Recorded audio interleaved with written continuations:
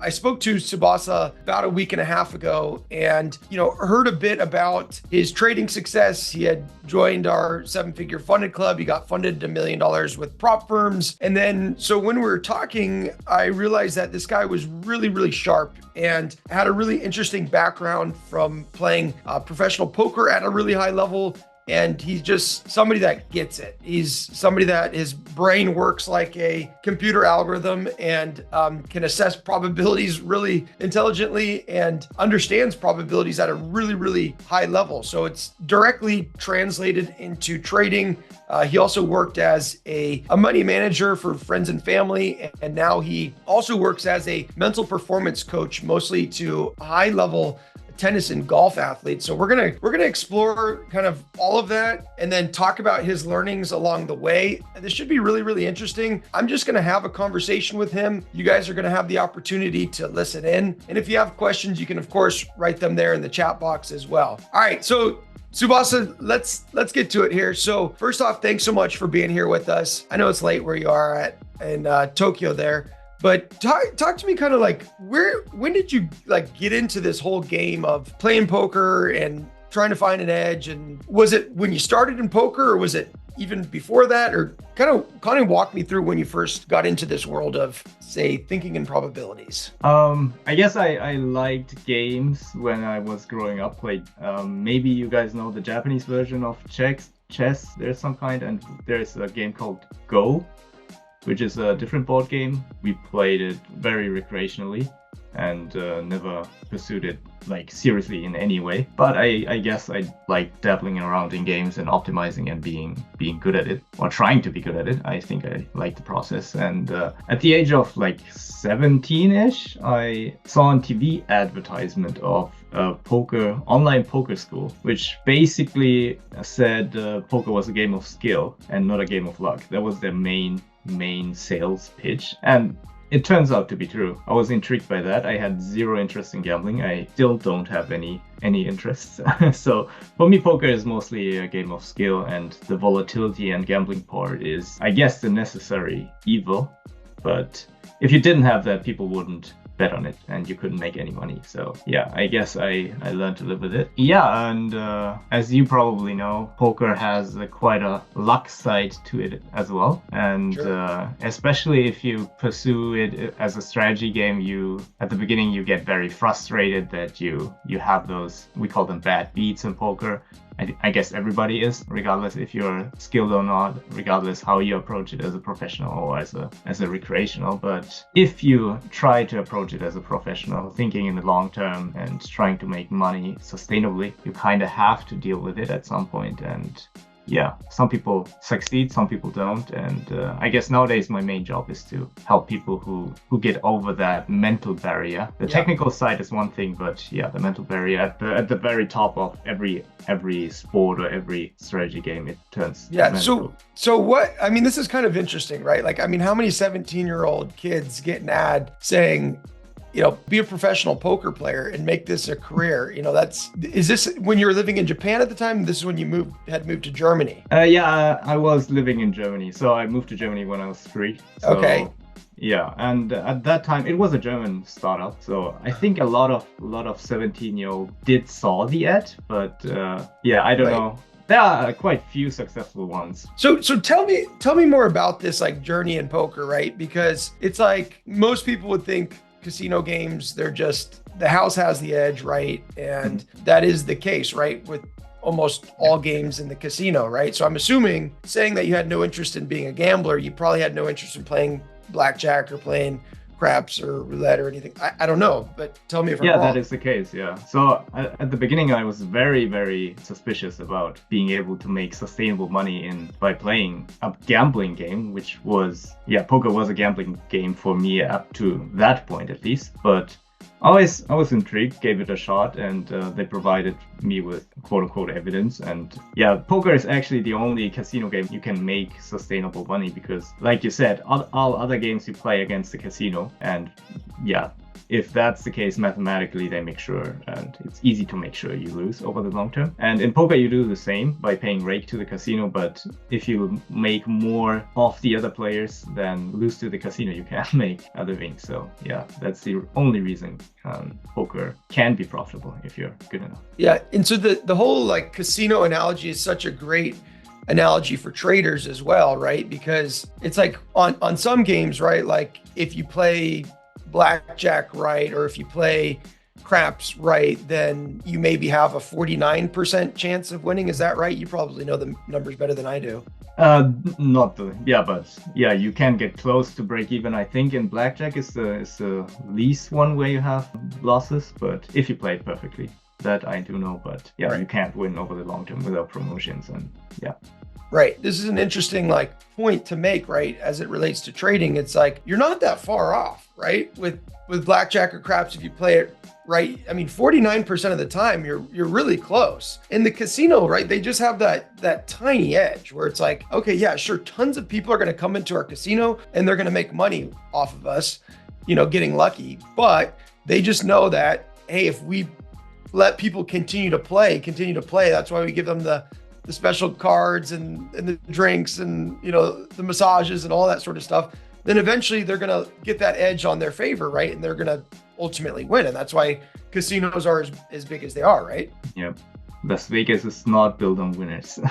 No, I was just there, and yeah, it's fascinating. So back to, you get into poker, you take this course, right? And they say that, hey, we're basically going to teach you an edge or a way to play poker, which can work in your favor. Is that right? Yeah, they teach you the very basic stuff and provide you with videos, with strategy articles, and they have coaches. It's decently similar to Blue Edge. They don't have one-to-one.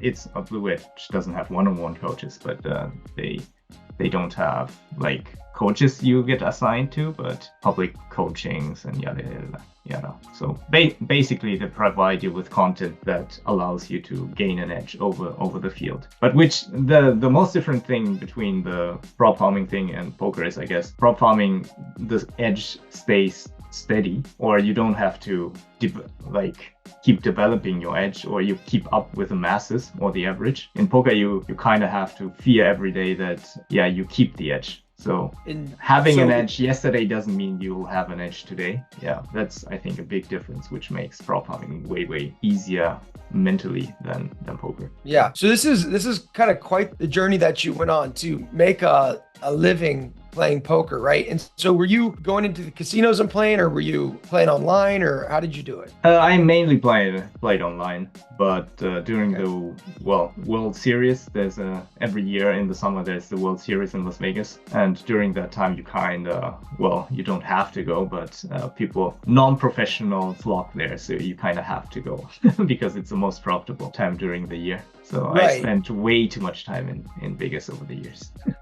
Gotcha. And were you participating in the tournament, or? I was mostly a cash game player, but yeah, I played some tournaments too, if the cash games were not that great. But yeah, okay. I mostly play cash. Okay. And so tell me about like the journey, right? Because it's like, okay, you take this course, and then, I mean, how long does it really take you to be able to execute this edge? And then walk me through some of like the mental battles that come with playing poker as a profession. So I started playing, so that company gave you like 50 bucks for quote unquote free if you pay enough fees at the end of the day. So I started with that, playing 1 cent, 2 cent tables. Yeah, back in the day, the games were super soft. So very basic strategical edge gave you the more edge you have, the lower the variance is as well. So you don't have big swings if your edge is bigger. Imagine you have a normal dice, and 5 times you win, and with a 1 you lose. The volatility isn't that big, but if you have like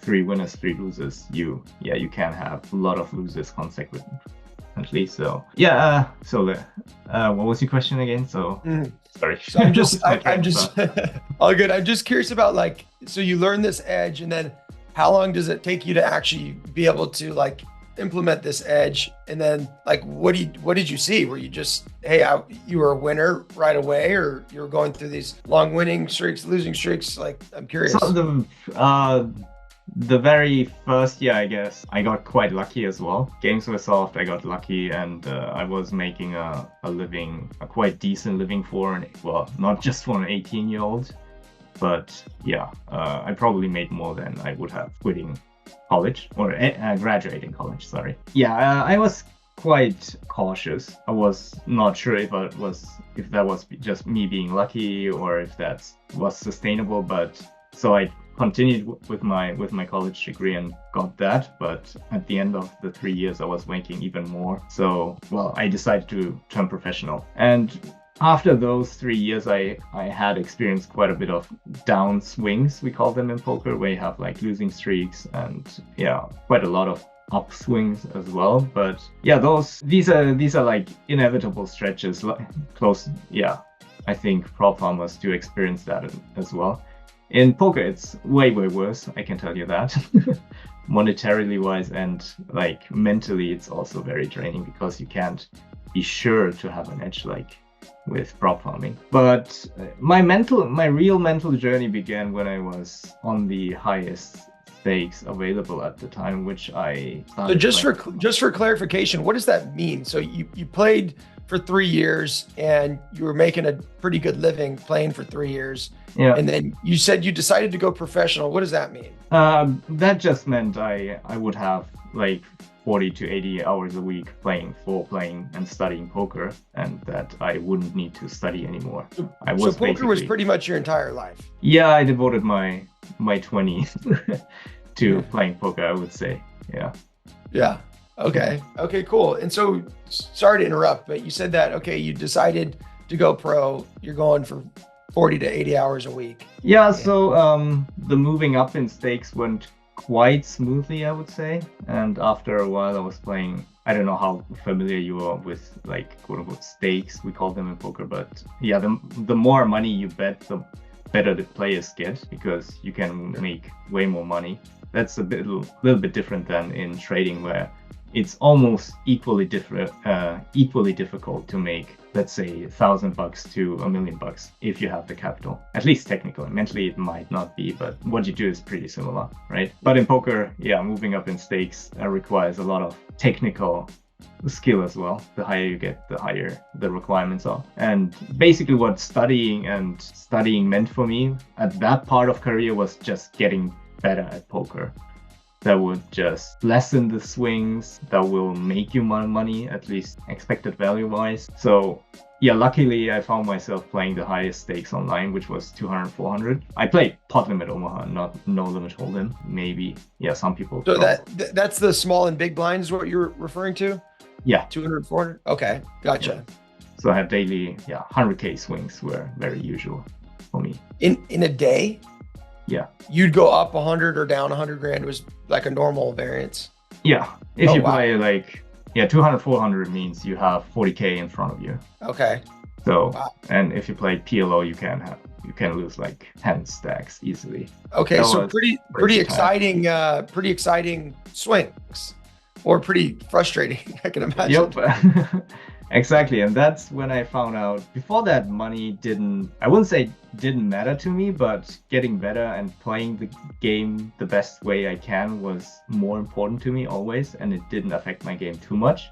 But playing that, everybody has a threshold at some point relative to their capital or relative what they're used to. And that threshold came for me at around, I guess, like 200 to 300K a day. And if I started losing that amount, I started to play bet, although I knew I was doing the wrong decisions for the wrong reasons. I started deciding and playing, picking the bad decision, although I knew they were bad, just to try to get even, for example. And that's the conscious part. Unconsciously, I was probably playing way worse than. So this is an interesting point, right? About, I guess in trading, we'll call it like position sizing, or in prop farming, it's like, I mean, how many accounts are you running at a time, or how much, what size accounts are you running? Are you doing 100K or 50K, or you're doing 200K accounts? So like when did you know that like, okay, this is my threshold? And the reason I'm asking that is because I want people that are listening to get that, like, hey, there's this point, right, where it's like, this is becoming too taxing, right?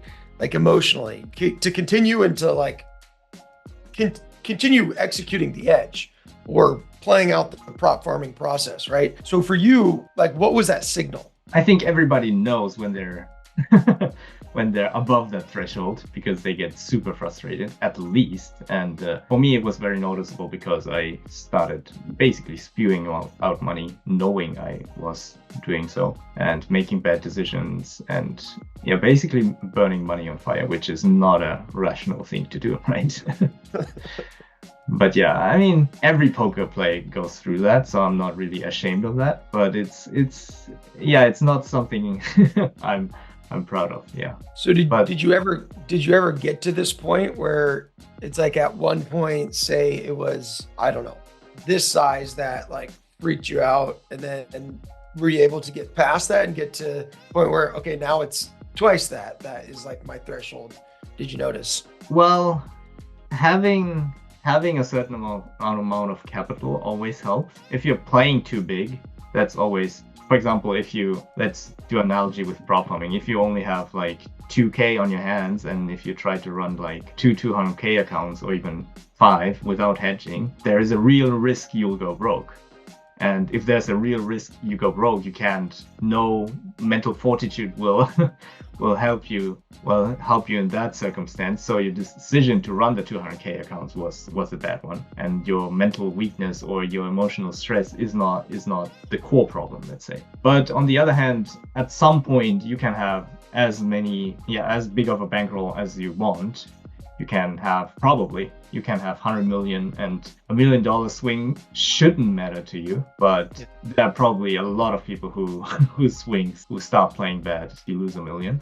So that's a segue where I started getting into the field of psychotherapy and to my job now, where I support athletes and financial traders and poker players to overcome that problem where they know they don't need to worry, or where they know their decision-making process could be better without any restraints from the environment, but they can't. And psychotherapy over the last 10, 20 years has developed quite a lot. Not many people know that, but there's a way to, I don't like the word fix, but overcome a lot of anxieties. So that's how I was looking for a way to overcome my performance leaks, and I tried a shit ton of ways to get over that. I tried psychotherapy, obviously, all kind of ways, both psychology. I tried like a lot of self-development and also some type of voodoo stuff. But fortunately, at the very end, it took me quite some time. But I learned the German psychotherapy. Which I do practice now. Yeah, that actually works on a fundamental level, and it's not just a coping mechanism. So I'd love to hear more about that. But I guess the motivation to learn into this was that you basically got to this, I mean, really high level of playing professional poker, and you notice that the swings become so big that it's affecting your ability to execute the edge and make good decisions. Is that what happened? And that's why you dug into it? Or yeah, exactly. And I always tell the analogy of an athlete, 100-meter track and field athlete who is able to cross the 10 seconds mark in practice, but isn't able to do so at the big stage at the Olympics. That's not a physical issue, right? Yeah. And it's easy to tell him, just repeat all those things you do at practice. But that knowing that doesn't help him at all. And I was basically in that position where I was told, just don't care about the money or just visualize, it's a stupid decision, yada yada yada. But so what was it that help at all, so. Right. So what was it that actually like helped you break through some of these barriers? I know you said it was the German psychotherapy. I mean, what is that? It's called, the bases are called Gestalt therapy. Not many people know that even. It's a modern day version of Gestalt therapy, let's say. But it focuses not on the why people do things. it doesn't focus on analyzing the issue, but it focuses more on the emotional side and what feelings you have, because they drive most of our unconscious decisions. You have to deal with the core issues which let the emotions or the unconscious part take over the conscious mind. So yeah, it's a lot of emotional work and facing yourself with. Yeah, interesting. Okay, so now this is kind of why'd you stop playing poker? What happened? That playing poker was always for me like becoming the best, and not just the best version of myself, but I wanted to be the best poker player, at least in my discipline. And at some point I realized I couldn't beat like some people who are just more talented, had more work ethic and had less issues emotionally. So, and I still tried after I probably knew, but I kind of kept on for like a year or two. But at the end, you kind of have to admit it. Yeah. yourself, So at that, right? yeah, like at that high of a level, what separates the guys that are like the pinnacle? Like what's the difference there? Because like you guys all know what you're doing. First of all, there is like technical skill and talent for sure. I mean, some people are more talented in sports. That's quite obvious, right? In, let's say, most people can't keep up with the physics of, let's say, Cristiano Ronaldo. And that's just the difference you can't overcome. But what I like to stress out is some people love the game of poker more than others, and that can be a deciding factor too. And if you just play it for, I don't hate poker, although I hated the downswings and the misery it can cause you when you're in those not so good periods. But some people just live and breathe poker for 24/7. And against those people, I just couldn't keep up. I think I'd like to believe I had a decent work ethic, but it's just a different concept, work ethic, between like loving something and being passionate about something. The word and concept of work ethic doesn't come up, right? And yeah. Yeah, right. I think that's a big factor too, and the mental fortitude or the mental stability is also might be a talent. Innate talent might be something you can acquire.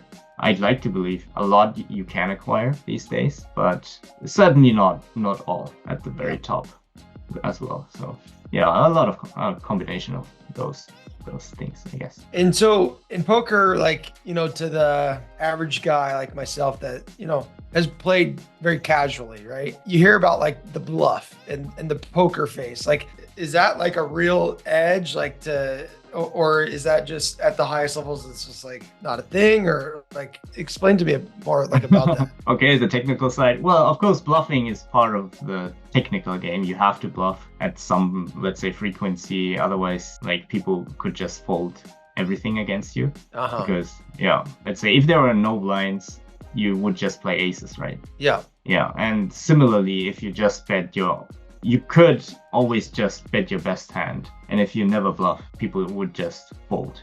At the recreational level, people still don't fold, but that's a different story. Yeah, so bluffing is part of game theory, for sure. But the reading part, especially me being an online poker player mostly, I tend to think it's less important. What I can say is basic skill or basic game theory and knowledge of the game is way more important than the ability to read people. Maybe if two people are equally good at playing poker, then the reading people part might play a role. But if two people are way apart in the basic poker skill, the reading people part wouldn't help at all. Maybe not at all, but just imagine you could read the Garry Kasparov's mind while playing chess. He's the former grandmaster, but you couldn't beat him, right? In poker, if you could read everything, then you could maybe beat the better poker player. But so it's more about like understanding the game and why somebody might do something in certain situation than like looking at this guy's smirk on his face and being like, oh, it's bullshit. Yeah. Yeah. Okay.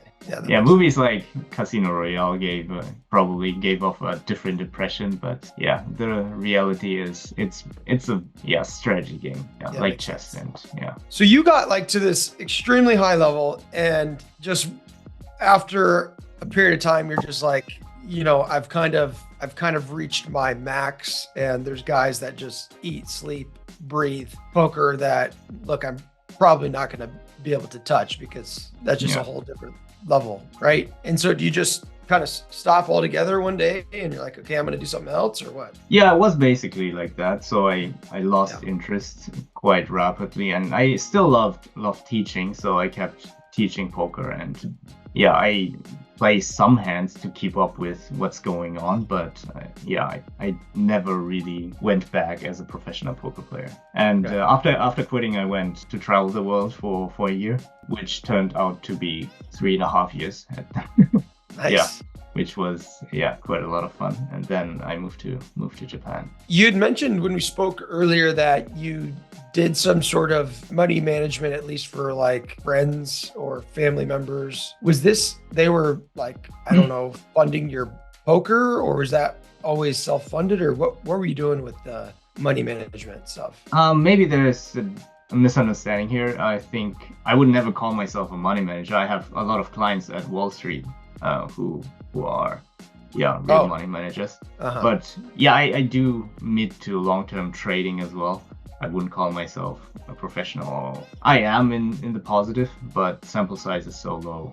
Yeah, it could have been luck. So, but I do have some money from my friends and family, but yeah, very small amount. But I guess in a broader sense, I mean, you were at a very high level, a very successful money manager. If you think about playing poker, is managing, a lot of that is just managing money, right? Managing risk, etc. Yeah, you could say that. Yeah. Well, so tell me, like, I guess about like your trading journey. Like, I know you do some longer term investing stuff and whatnot. Like, how did you come across like prop farming, and like, why did that make sense to you? I mean, you're incredibly intelligent, obviously, you get numbers, all that sort of stuff. Well, why did it make sense to you, and how did you come across it? So I after I quit poker, I doubled around a lot with the topic of investing. I did also mid to short-term trading as well. I still do sometimes when I feel like it, but it's just a lot of work, right? Short-term trading, and yeah, it's labor-intensive work if you do Yes. technical trading. And yeah, this May I encountered the concept of prop farming, not the concept of prop farming, but the prop firms. Like I did know about the real prop firms at Wall Street, where they have like, yeah, let's say proper interviews and yeah, only select the very few and educate them well and then let them manage their money. And when I Yep. saw the online prop farms, I was like, why can they pay out such a high percentage? And then soon realized that they are, well, basically exploiting the customers, making it difficult for them to pass. I assume most of the prop farms don't even connect the funded accounts to the markets. So yeah, and when I Yeah, saw maybe a very small percentage of top prop firms, and a very, very small percentage of yeah. the guys that actually have been consistently withdrawing for a long time, right? But I Yeah. would tend to agree with you. And so when I saw the profit share of 80% plus, I was like, you could arbitrage the hell out of it. Yeah, basically what you guys do with the hedge bot. Yeah, I had instantly the hunch something you can arbitrage, and I thought through that, and yeah, started researching, Mhm. and then I found one EA which just sells basically the hedge bot, and then I encountered you guys. Initially, I wanted to create the hedge bot and then add the funded accounts to my trading funds. I do run myself, but then I encountered you guys, and it totally made sense to run it automatically, because generally I don't like automated EAs, because at the end of the day, if you run your own funds and if you have the full downside, you always have to watch over it. And all my clients at Wall Street also have a kill switch they have to watch out for, regardless of how sophisticated your AI is. And they have pretty sophisticated ones, but so I didn't really like the idea of automated trading, but in combination with this, it totally made sense because you have very limited downside, and I really like the concept and instantly bought the product. And I had some trouble with copy trading and hedge bot not working, so I lost some money at the beginning. But if once the technical kinks were smoothed out, the expected value was super positive. So I like to call it as you have the opportunity to buy infinite amounts of lottery tickets for free. This is what it basically is, right? Explain that. What do you mean by that? So if you have the hedge bot, you always have zero costs if you fail. And if you get to the funded stage, and let's say phase one, not the first funded stage, let's say you hedge so that even if you lose the funded account, you recover all the costs you had before. But sometimes you pass that funded stage as well, right? And from that point onwards, you have like infinite, we call it a free roll in poker. You have zero invested, but you have maybe not infinite upside, but you have some upside. And if you have some upside, why not repeat it all over again, right? And you guys brought it that far that you even have a quite high percentage of passing the challenges as well. You wouldn't even need that to have a very high positive outcome. So even if it was 50-50, I would take the deal all day long, because sometimes you get funded accounts and funded payouts. And I was surprised you guys had it that far optimized that you had passing rates of above 80%. That was an additional plus for me, the high pass. Yeah, in a back test environment, right? We see of course. our funded rate is obviously much lower. We see like around 33% or so. Yeah. But to your point, like, see, this is, what I want to try to get our community of traders to get. Even if your funded rate is 10% or 15%, this is still a positive EV thing. So explain to people, like, what does that mean? What does EV stand for? What is positive EV? Oh, EV stands for expected value. And let's divide the process of prop farming into if it's a two-phase in 4 scenarios. Scenario one is you pay the $500 for a 100K account, you lose the account. Scenario one, you recover the $500. I think Joe did this in a video, right? So I don't think I need to repeat that again, but basically, the outcome is you get a funded account for free, basically, if you hedge the first funded phase, or you basically start from zero. And if you can repeat that basically infinite amount of times, the bottleneck is how many prop farms there are, reliable prop farms there are, and your own cash. That's why I call it buying lottery tickets for free. Yeah, exactly. Because you're right. The interesting thing, like, I know I've been at it a little bit longer, but like, I have accounts that I've gotten funded that got 0 payouts. Okay. And I also have accounts where I've gotten 7, 8 payouts, and they're still active, and they're going to, likely continue to get payouts. So this is what you mean, right? It's like, in full transparency, right? Like, the idea of the hedge bot and the goal with our development with the hedge bot is to get it to recover 100% of your recovery amount, so you don't lose anything. We're not there yet, right? Like, right now, if you have things set up, in my experience, you'll get around within like 10% or so of the recovery amount. But the goal is, as we continue developing the hedge bot, to get it to a point where you get 100% or even more in some cases, with some of our recent developments, than what you said as the recovery amount. So I just wanted to make that quick disclaimer so people know that. But the 10% should be way covered by payouts or. And so then you said that the bottleneck then is obviously your personal cash or the number of reliable, good prop firms that are going to pay you out, right? Yeah. And then what becomes the game then? What's the action plan? at that point. Just set it up, let it run, and I don't know.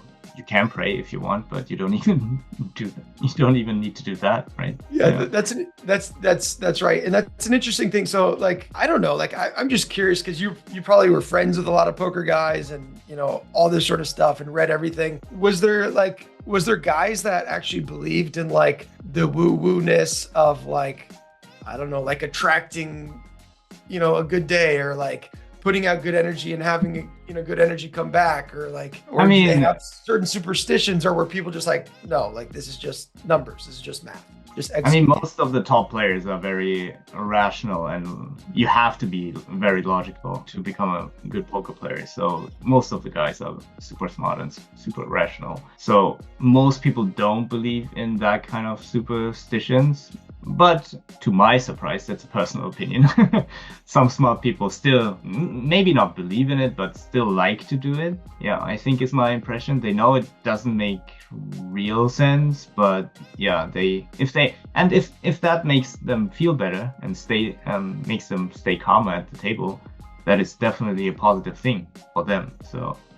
Sure. But and I think most of the people who do those rituals or are aware of that, it's not a rational thing, but it's more like a mental support. Mental support sounds horrible, but yeah. Yeah, whatever it is. Yeah, you know what I mean. But that's a good point. And I think about, I don't know, I guess as I'm talking to you, one of the most superstitious sports is baseball. Like all the routines and the socks and the hats and the, all the stuff that they do is funny. And then a lot of obviously there's a lot of, of course, with any sport, there's a lot of technical skills and stuff, especially when it comes to like hitting a baseball. But like, it's funny, all this stuff that these guys do, even at the very highest level, and I guess that makes sense if it gets you into a state where you're able to perform better, more calm, or maybe you need to be more amped up if you're playing football or something like that. Then I guess I can see the use in that. But when it comes to prop farming, probably doesn't really help you very much, right? Yeah, because there is no discretionary decision you have to do, right? Yep. That's the good part. In poker or in trading, you have to make sure you have an edge tomorrow, not just today, but tomorrow. And the day after tomorrow, you can't be sure that you'll have the edge because the market changed.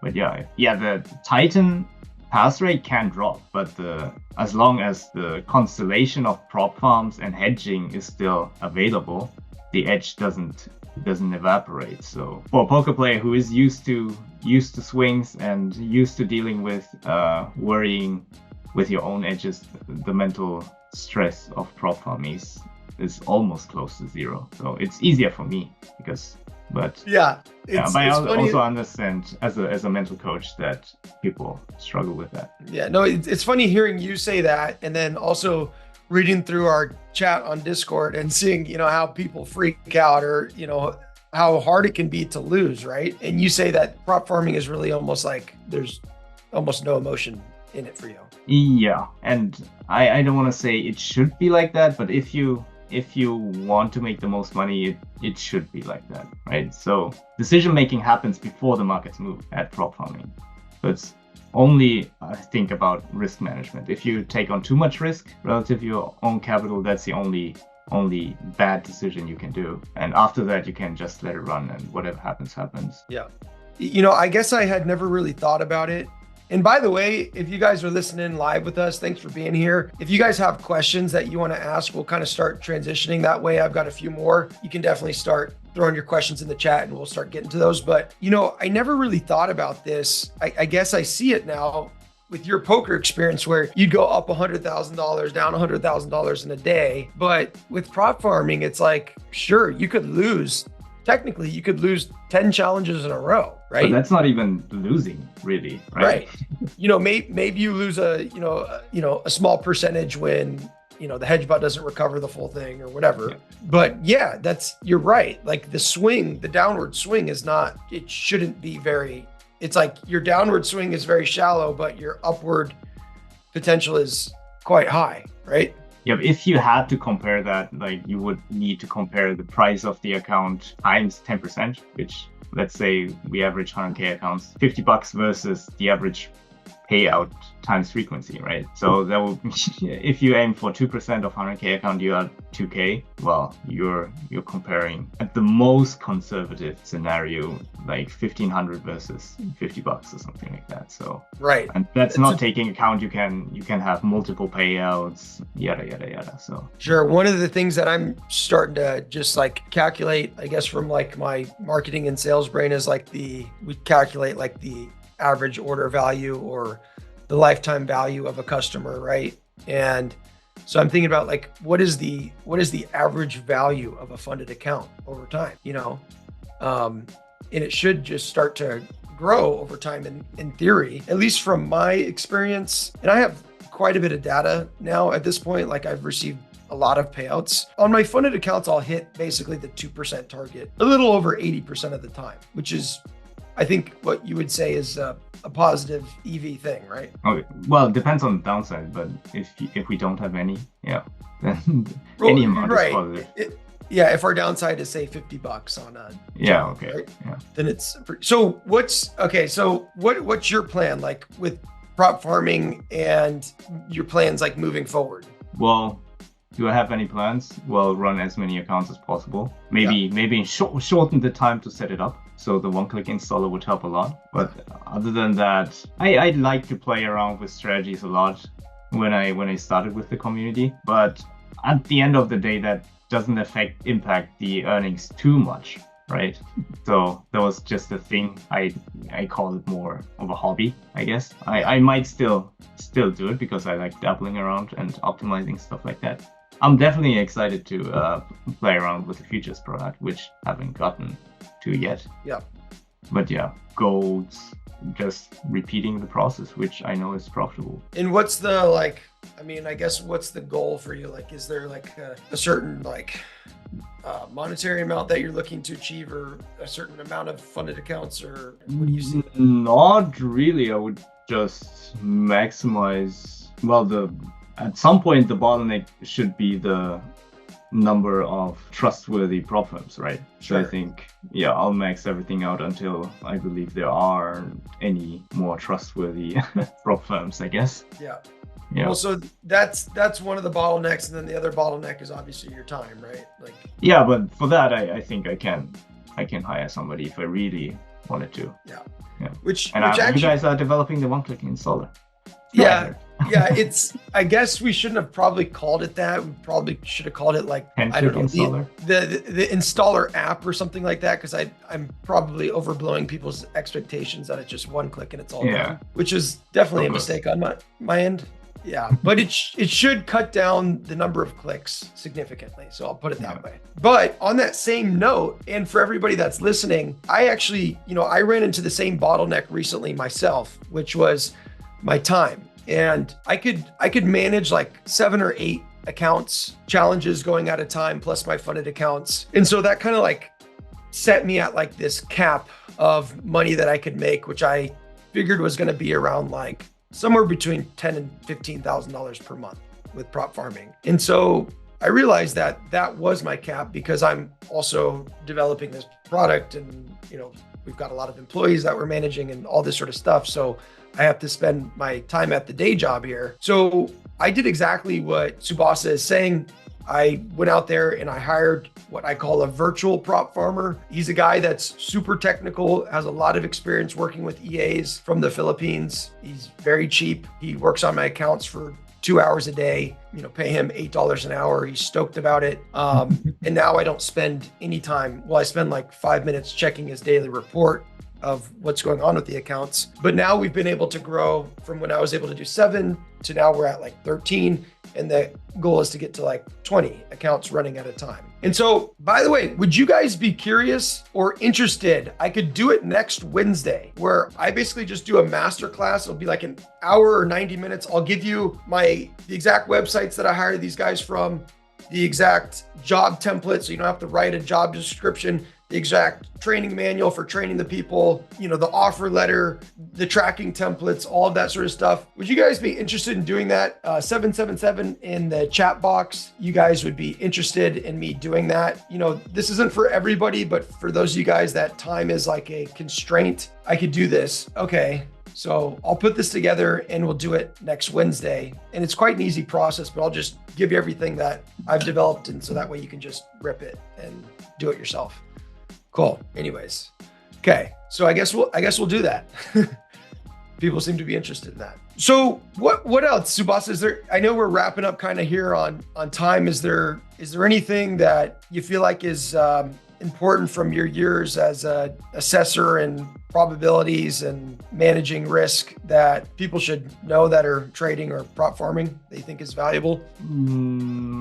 So a few things, I guess. From the technical side, I would recommend people to just fully grasp the whole concept and not just reading it once and just believing it. That makes just having heard of it and knowing it probably works makes sticking to it harder. So I would take time once at least and get the concept fully for yourself so that you can, reasoning with yourself is always difficult, but that not just have heard that this should probably work, but you should know if these conditions are met and then this happens, and it is actually a lottery ticket for free or an infinite amount of times. Maybe that concept helps. And then just try. I know it's not easy, but try not to be results oriented and try not to care too much about the signal results. Given how the product is built, you'll have losing streaks and you'll have winning streaks. The winning streaks can also be huge, I would assume. I didn't get one yet myself. But it will happen. And I guess if you still have issues dealing with your mindset and mental one part, you can hit me up. I can help you with that as well. And I will say that go ahead. Sorry. The good thing about this product is that you shouldn't need me, because the edge is delivered and it's just doing what you're told to do, and there's no room for discretionary decisions. And so it's unlike trading or poker or with sports where you have a lot of wiggle room in a bad way too. So this product should allow you to stick with the process and have very few mental ups and downs. So awesome. And if you guys are more interested in learning or working with Tsubasa, you can see his website on there or his Twitter at Japanese Mind, which I gotta tune in. Do you post much on Twitter there? Oh, it's all in Japanese. So okay. But you can DM me. Okay. I don't. Well, I only take referrals in the English speaking realm. But you can hit me up if it's a Blue Edge community member. I'll take them on. So all right, guys. Thanks for being here, Tsubasa. Thanks again. That was awesome. That was a ton of fun. I learned a lot. I'm sure. Guys, was this helpful, by the way? 111 in the chat box if this was insightful or interesting to you guys. Okay, cool. Tsubasa, thanks again so much. Really appreciate your time on this. And that was fun. That was a lot of fun. So thank you. Likewise. And thanks for having me. What you say in Japanese, arigato gozaimasu? Exactly. Arigato gozaimasu. Thank you, my friend. Thank you. And see you guys soon. Okay. Bye-bye. Bye.